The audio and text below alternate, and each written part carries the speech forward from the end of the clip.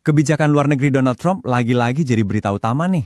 Tapi tunggu dulu, kalau kita lihat lebih dalam, sebetulnya ada pola yang menarik di balik semua ancamannya. Jadi apa sih yang sebenarnya terjadi? Yuk kita bedah bareng-barang dari kacamata geopolitik. Kita mulai dari sini ya. Sebuah pernyataan yang kuat banget dari Presiden Kolombia, Gustavo Petro. Ini bukan sekedar omongan biasa loh.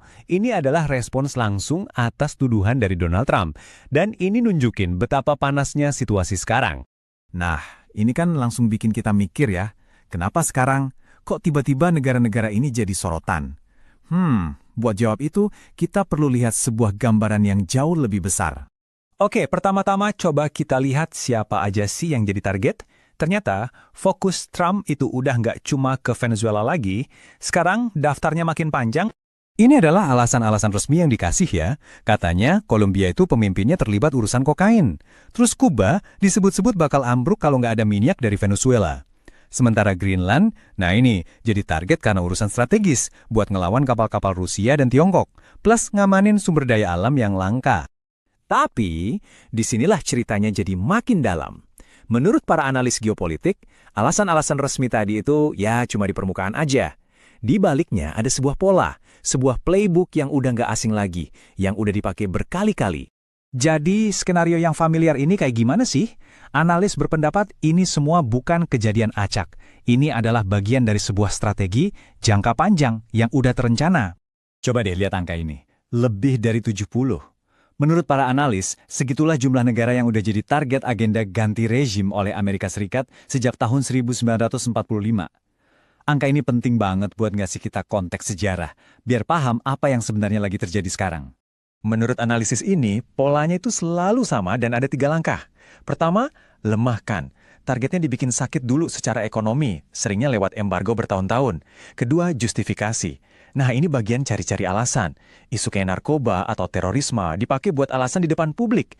Ingat kasus senjata pemusnah massal buat justifikasi ke Irak? Nah, mirip-mirip gitu. Dan terakhir, kalau targetnya udah cukup lemah dan nggak bisa ngelawan, barulah masuk langkah ketiga, intervensi. Ini kan jadi pertanyaan besar ya. Kalau isu-isu kayak narkoba itu cuma justifikasi aja, terus motif sebenarnya apa dong? Nah, ini dia kita masuk ke inti argumennya. Dan untuk ngertiin ini, kita harus lihat lebih dalam kasusnya Venezuela, yang dianggap sebagai kunci dari semua ini. Disinilah kedua cerita itu benar-benar bertabrakan. Alasan resminya, memerangi perdagangan kokain. Dugaan sebenarnya, menguasai Venezuela, rumah bagi cadangan minyak terbesar di planet ini. Beda banget kan ceritanya? Dan buat nguatin argumen ini, si analis nunjuk ke omongan Trump sendiri. Kutipan ini dianggap kayak pengakuan yang nggak disengaja, kalau tujuan utamanya adalah soal penguasaan sumber daya, terutama minyak. Tapi ternyata, menurut analis ini, bahkan minyak pun bukan tujuan akhirnya. Mengontrol minyak Venezuela itu cuma alat buat mencapai sesuatu yang jauh lebih besar, yaitu buat ngelindungin sistem ekonomi global yang sekarang ini berlaku. Dan disinilah dampaknya jadi relevan buat kita semua. Kenapa? Karena tindakan-tindakan di satu kawasan ini ternyata punya implikasi ke seluruh dunia. Oke, ada satu istilah penting yang harus kita pahami bareng-bareng, de-dolarisasi. Gampangnya gini, ini adalah proses di mana negara-negara lain, terutama yang kaya minyak, mulai coba buat jualan komoditas mereka pakai mata uang selain dolar Amerika. Terus, kenapa ini jadi masalah besar buat Amerika Serikat? Gini, status dolar sebagai mata uang utama dunia itu ngasih kekuatan ekonomi yang luar biasa buat AS. Kalau negara-negara lain mulai nggak pakai dolar, status ini kan jadi terancam. Nah, menurut analisis ini, dengan menguasai minyak Venezuela, AS bisa maksa perdagangan minyak dunia tetap pakai dolar. Ujung-ujungnya, ya buat mempertahankan dominasi ekonomi mereka.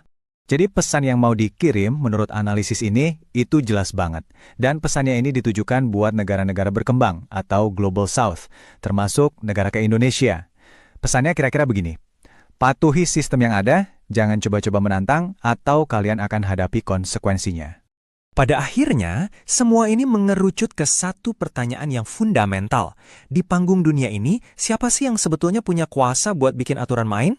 Kalau kita lihat dari kacamata hukum internasional, analis ini juga nyorotin kalau tindakan-tindakan kayak gini jelas-jelas melanggar prinsip dasar kedaulatan negara yang ada di Piagam PBB.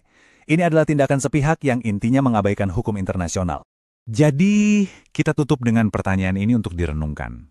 Di dunia yang sekarang ini penuh dengan kekuatan-kekuatan yang saling bersaing, di mana kekuatan baru terus muncul menantang yang lama, pertarungan untuk nentuin siapa yang berhak nulis aturan main itu makin sengit. Ini bukan lagi sekedar soal minyak atau narkoba kan?